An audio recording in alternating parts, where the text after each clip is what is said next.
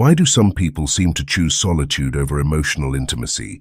The answer reveals one of the most misunderstood aspects of human connection: how avoidant individuals navigate the delicate balance between their deep need for relationships and their equally powerful need for emotional safety. For avoidance, solitude isn't loneliness, it's sanctuary. While others see vulnerability as connection, avoidants see it as exposure. This fundamental difference shapes every relationship they enter. Picture vulnerability like standing naked in a room full of strangers. Most people might feel uncomfortable but ultimately trust the experience could lead somewhere meaningful. Avoidants feel like they're handing out ammunition to people who might turn it against them later. Their childhood taught them harsh lessons. Emotions get dismissed, needs become burdens, and the people you trust most can hurt you worst. So they built walls, not to keep others out permanently, but to control when and how people get in. The avoidant relationship with alone time differs dramatically from loneliness.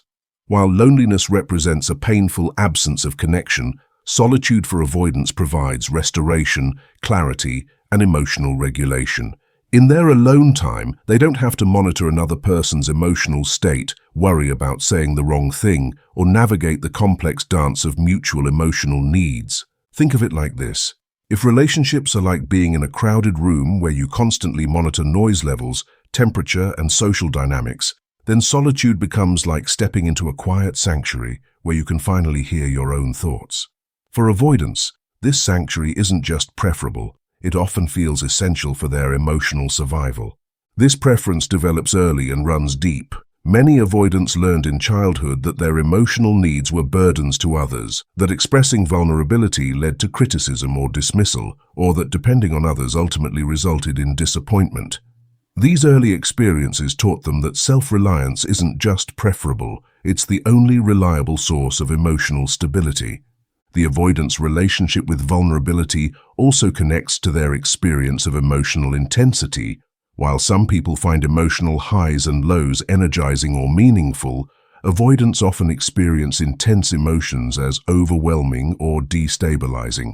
Vulnerability opens the door to emotional intensity, which can feel like emotional chaos to someone who values steady, predictable internal states. Your avoidant partner's preference for being alone doesn't necessarily mean they don't want connection with you. Instead, it often means they haven't learned how to maintain their sense of self while being emotionally close to another person. The skills required for intimate vulnerability, like expressing needs directly, tolerating emotional discomfort, or staying present during conflicts, may feel foreign or dangerous to them. The avoidant brain has become exceptionally skilled at identifying potential emotional threats in relationships. They notice when conversations might lead to deeper emotional territory, when partners seem to want more intimacy than feels comfortable, or when relationship dynamics start feeling unpredictable. Their response to these perceived threats is often to create distance or retreat into solitude. This retreat isn't necessarily conscious or calculated. Many avoidants describe feeling an almost physical need to withdraw when emotional intensity increases. It's like their nervous system automatically activates protective measures when vulnerability feels imminent. The choice between solitude and vulnerability often doesn't feel like a choice at all. It feels like survival. Understanding the avoidant preference for solitude also requires recognizing what they gain from being alone that they struggle to maintain in relationships. Solitude provides emotional regulation, creative space, independence, control over their environment and schedule, freedom from having to manage another person's emotions, and the ability to process their own feelings without external pressure. These benefits aren't selfish or antisocial. They represent legitimate emotional needs that avoidants have learned to meet through solitude because they haven't discovered how to maintain these experiences within intimate relationships. The challenge isn't eliminating their need for alone time, but helping them understand that vulnerability doesn't have to mean losing these essential aspects of their well-being. The avoidant's fear of vulnerability often centers around losing themselves in relationships. They may have observed or experienced relationships where one person seemed to disappear into the other's needs, where individual identity got lost in couple identity, or where emotional fusion created suffocating dynamics. For someone who highly values independence and self-direction, these relationship patterns feel more threatening than appealing. Many avoidants describe feeling like they become different people in intimate relationships, less authentic, more anxious, or somehow diminished. This experience reinforces their belief that solitude is where they can access their truest self, while vulnerability in relationships leads to some version of self-betrayal or self-loss. The cultural context also shapes how we understand avoidant preferences.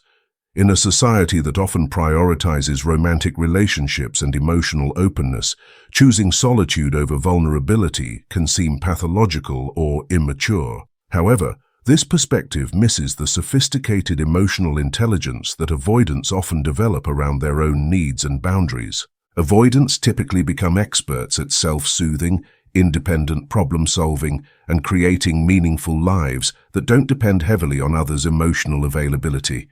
These skills represent genuine strengths, even if they sometimes interfere with intimate connection. Recognizing these strengths helps reframe the avoidant preference not as a deficit, but as a different approach to emotional well-being. The preference for solitude over vulnerability also connects to how avoidants process emotions differently than more anxiously attached individuals. While anxious types often process emotions through talking, sharing, and seeking reassurance from others, avoidants typically process emotions internally through reflection, analysis, or creative expression.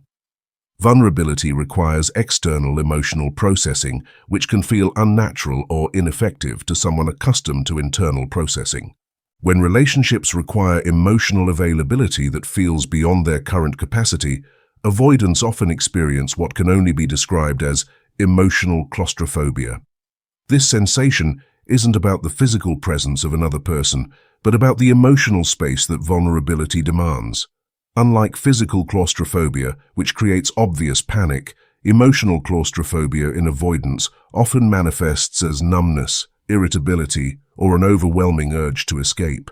The avoidant nervous system becomes activated differently than other attachment styles. While anxiously attached individuals might feel energized by emotional intensity and connection, avoidants often experience the same intensity as overstimulation. Their autonomic nervous system interprets emotional vulnerability as a potential threat, triggering protective responses that prioritize safety over connection. This physiological response explains why many avoidants describe feeling physically uncomfortable during emotionally intense conversations. Their body might tense up, their breathing might become shallow, or they might feel an almost urgent need to change the subject or leave the room. These aren't conscious choices to avoid intimacy. They're automatic protective responses developed through years of learning that emotional exposure can be dangerous. The avoidant preference for solitude also relates to their unique relationship with emotional processing time. While some people process emotions quickly and in real time, avoidants often need extended periods to understand their feelings, make sense of relationship dynamics, or figure out how they want to respond to emotional situations. Vulnerability requires immediate emotional availability, which conflicts with their natural processing rhythm. In solitude, avoidants can take the time they need to understand their emotions without pressure to share before they're ready. They can explore their feelings, analyze relationship patterns, and develop clarity about their needs and boundaries. This processing style isn't slower or less valuable. It's simply different from styles that prioritize immediate emotional sharing. The fear of emotional overwhelm plays a significant role in avoidant preferences. Many avoidants have experienced emotions, either their own or others, as overwhelming, unpredictable, or difficult to manage. Vulnerability opens the floodgates to emotional intensity that might feel uncontrollable or destabilizing. Imagine emotional intensity like water pressure in pipes. For some people, high emotional pressure feels invigorating, like a powerful shower that energizes them. For avoidants, the same pressure might feel like it could burst the pipes entirely. Their preference for solitude allows them to regulate this pressure, maintaining emotional stability at levels that feel manageable and safe. This relationship with emotional intensity often stems from childhood experiences where emotions weren't properly modeled, supported, or contained. If an avoidant grew up in an environment where emotions were chaotic, overwhelming, or used manipulatively, they learned that emotional distance provides safety and stability that emotional closeness cannot guarantee. The avoidant's choice of solitude over vulnerability also connects to their deep need for authenticity. While this might seem contradictory, since vulnerability is often considered essential for authentic connection, avoidants may experience pressure to be vulnerable as pressure to be inauthentic. For many avoidants, forced vulnerability feels performative rather than genuine. They might worry that expressing emotions they don't fully understand or sharing feelings they haven't completely processed creates false intimacy rather than real connection. Their preference for solitude allows them to access their authentic self without the performance pressure that relationships sometimes create. The timing of vulnerability matters enormously to avoidants. While some people are comfortable sharing emotions as they arise, avoidants often prefer to share emotions after they've been processed, understood, and integrated.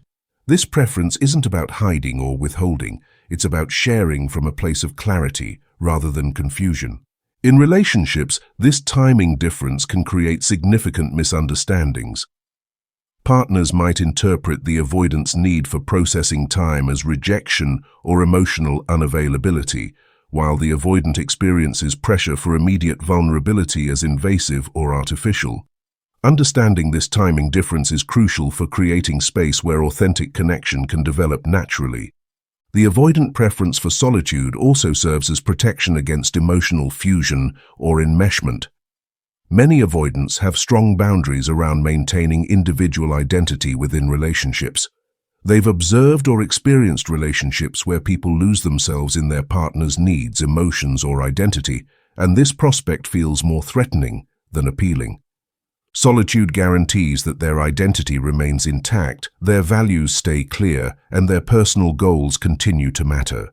Vulnerability, especially early in relationships or during emotionally intense periods, can feel like it threatens these essential aspects of selfhood. The choice for solitude becomes a choice for self-preservation. Control represents another significant factor in avoidant preferences. Solitude provides control over emotional exposure, conversation topics, and the pace of emotional processing. Vulnerability requires surrendering some of this control, allowing another person to influence your emotional state, challenge your perspectives, or see aspects of yourself that feel private or unfinished. This need for control isn't necessarily about dominance or manipulation. For many avoidants, control represents safety in a world where emotional experiences have felt unpredictable or overwhelming. Maintaining control over their emotional exposure allows them to engage in relationships without feeling completely vulnerable to another person's reactions or responses. The avoidant's past experiences with vulnerability significantly shape their current preferences. If previous attempts at emotional openness led to criticism, rejection, or having their vulnerabilities used against them during conflicts, the lesson learned is clear. Emotional exposure is dangerous, and solitude is safer. These past experiences create what psychologists call learned helplessness around vulnerability. Even when current relationships might be safer or more supportive, the avoidance protective system remains activated, preferring the guaranteed safety of solitude over the potential risk of emotional exposure. Trust building for avoidance happens differently than for other attachment styles. While anxiously attached individuals might trust through emotional sharing and reassurance, avoidants often build trust through consistency, respect for boundaries, and demonstrations that vulnerability won't be punished or exploited. This process takes time and requires partners who understand that trust building for avoidance is a gradual, careful process. The cultural expectation for emotional openness can make avoidant preferences feel pathological or wrong. Society often promotes the idea that healthy relationships require constant emotional sharing, immediate vulnerability, and prioritizing the relationship over individual needs. For avoidants, these cultural messages can create shame around their natural preferences and needs. Understanding that avoidant preferences represent a valid approach to emotional safety helps normalize their choices. Their preference for solitude over vulnerability isn't a character flaw or relationship deficit. It's a sophisticated strategy for maintaining emotional well-being in a world that often feels emotionally unsafe or overwhelming. The key insight about avoidant preferences is that they're not necessarily permanent or absolute. Many avoidants can learn to tolerate and even appreciate vulnerability when it happens gradually, respectfully, and without pressure. The goal isn't to eliminate their preference for solitude, but to expand their capacity for vulnerability in ways that feel safe and authentic. This expansion requires understanding that vulnerability for avoidance looks different than vulnerability for other attachment styles. It might happen more slowly, require more processing time, and need more explicit safety guarantees. Recognizing these differences allows for relationships where avoidants can gradually develop comfort with emotional exposure without abandoning their need for solitude and independence. Creating space for healthy vulnerability with avoidance requires a fundamental shift in how we approach emotional intimacy. Instead of viewing vulnerability as an all-or-nothing proposition, it becomes about creating graduated experiences where emotional sharing can happen safely and gradually. The most effective way to support an avoidance journey toward vulnerability is through consistent respect for their boundaries and processing style. This means accepting that their emotional sharing might happen in smaller increments, during specific moments when they feel safe, or through actions rather than words. Pushing for vulnerability before they're ready typically reinforces their preference for solitude as the safer option. Understanding the avoidance relationship with emotional risk helps partners create environments where vulnerability feels less threatening. For avoidance, emotional sharing represents significant risk. The risk of judgment, rejection, or having their emotions minimized or misunderstood. Reducing these risks requires patience, acceptance, and demonstrated trustworthiness over time. Many avoidants begin to explore vulnerability when they feel assured that their need for solitude will be respected and protected. This paradox, that feeling safe to be alone actually enables greater connection, represents one of the most important insights for relationships with avoidant individuals. When they trust that solitude remains available, vulnerability becomes less threatening. The avoidant's fear of losing themselves in relationships can be addressed through relationships that actively support individual identity and independence. When avoidants see that vulnerability enhances rather than threatens their authentic self, their resistance begins to soften. This requires partners who genuinely value independence and who don't try to create emotional fusion or excessive interdependence. Processing emotions in the presence of another person represents a significant challenge for many avoidants. They've often mastered internal emotional processing, but struggle with the real-time emotional sharing that relationships typically require. Learning to process emotions externally through talking, sharing, or being witnessed in their emotional experience requires developing new skills and comfort levels. The role of safety in avoidant vulnerability cannot be overstated. While anxiously attached individuals might feel safe through closeness and reassurance, avoidants feel safe through predictability, respect for boundaries, and freedom from emotional pressure. Creating this type of safety requires understanding that emotional demands often trigger avoidant withdrawal, while emotional invitation creates space for voluntary sharing. Avoidants often express vulnerability differently than other attachment styles. Their emotional sharing might come through actions, creative expression, shared activities, or moments of quiet presence, rather than through direct verbal communication. Learning to recognize and value these alternative forms of vulnerability helps partners appreciate the ways avoidants do choose connection over solitude. The timing of emotional conversations matters enormously in avoidant relationships. Spontaneous emotional discussions often trigger avoidant protective responses, while planned or invited emotional sharing allows them to prepare mentally and emotionally. This preparation isn't about rehearsing or being inauthentic. It's about accessing their emotional availability when they feel most capable of genuine sharing. Building emotional tolerance for avoidance happens gradually and requires positive experiences with vulnerability that don't result in the negative outcomes they fear. Each successful experience of emotional sharing that leads to increased understanding, acceptance, or connection helps build their capacity for future vulnerability. Conversely, experiences where vulnerability leads to conflict, judgment, or pressure typically reinforce their preference for emotional distance. The avoidance journey toward embracing vulnerability often involves redefining what vulnerability means. Instead of viewing it as emotional exposure that makes them weak or dependent, they can learn to see vulnerability as a form of strength that deepens authentic connection without compromising their independence or autonomy. Understanding that avoidants may always prefer some degree of solitude helps set realistic expectations for relationships. The goal isn't to eliminate their need for alone time or to make them comfortable with constant emotional intensity. Instead, the goal is to expand their comfort zone enough that meaningful emotional sharing becomes possible alongside their continued need for independence and solitude. The societal pressure for immediate and constant emotional availability creates additional challenges for avoidants. Learning to resist these cultural expectations while honoring their natural rhythms helps avoidants develop more authentic relationships. This might mean longer processing times, more gradual emotional sharing, or relationships that include more space and independence than cultural norms typically suggest. Supporting avoidant individuals requires partners who can tolerate uncertainty and ambiguity in emotional connection. The avoidance path toward vulnerability isn't linear or predictable, and partners need to be comfortable with relationships that develop emotional intimacy at their own pace rather than according to external timelines or expectations. The avoidant preference for solitude over vulnerability represents a sophisticated understanding of their own emotional needs and limitations. Rather than pathologizing this preference, we can appreciate it as a form of emotional intelligence that prioritizes authentic connection over forced intimacy.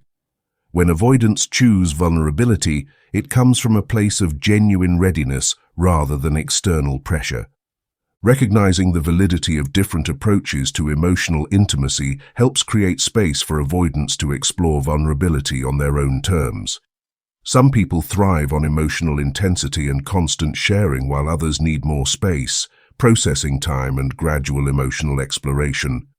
Neither approach is superior, they're simply different paths toward meaningful connection. The avoidant attachment to solitude also reflects their sophisticated understanding of emotional bandwidth and capacity. Unlike individuals who might push through emotional discomfort or override their internal limits for the sake of connection, avoidants have typically learned to honor their emotional capacity and recognize when they need restoration through solitude. This self-awareness represents a form of emotional wisdom, even when it conflicts with relationship expectations.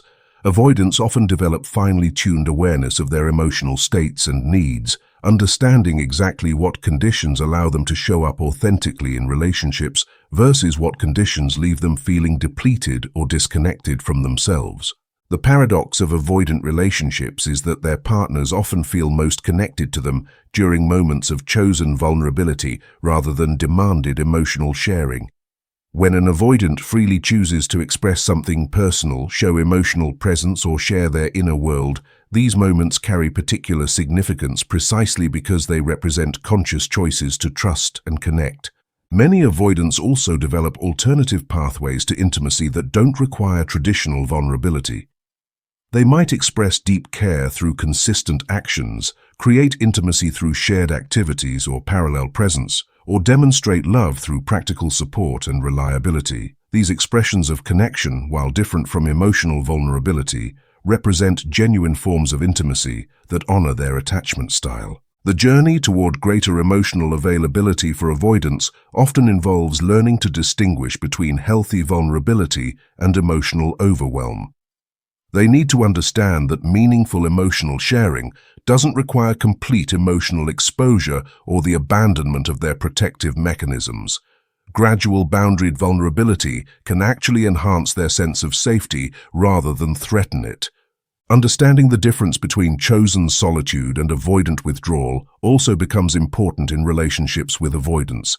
Chosen solitude represents healthy self-care and emotional regulation, while avoidant withdrawal typically happens in response to perceived emotional threats or pressure. Partners can learn to recognize these differences and respond appropriately. The ultimate insight about avoidant preferences is that they represent an attempt to maintain emotional integrity in relationships. Their choice of solitude over forced vulnerability protects their ability to engage authentically when they feel genuinely ready. Understanding and respecting this process creates the foundation for relationships where vulnerability can eventually flourish naturally. For those in relationships with avoidance, patience becomes a form of love. Allowing avoidants the time and space they need to develop comfort with vulnerability demonstrates respect for their emotional process and often creates the safety that eventually enables deeper connection. This patience isn't passive waiting, but active support for their individual journey toward emotional availability. The beauty of understanding avoidant preferences lies in recognizing that their eventual choice of vulnerability over solitude becomes more meaningful precisely because it's freely chosen rather than demanded. When avoidants feel safe enough to share emotionally, their vulnerability often carries particular weight and significance because it represents a conscious choice to trust and connect. Have you ever wondered why some people seem to need so much alone time in relationships? Have you found yourself drawn to someone who values independence but struggled to understand their emotional rhythms? Share in the comments what resonates with your experience and what you've learned about balancing individual needs with connection. If this helped you understand that different people have different paths toward emotional intimacy, like this video and subscribe for more insights into the complex and beautiful ways we navigate love and connection. Thanks for watching.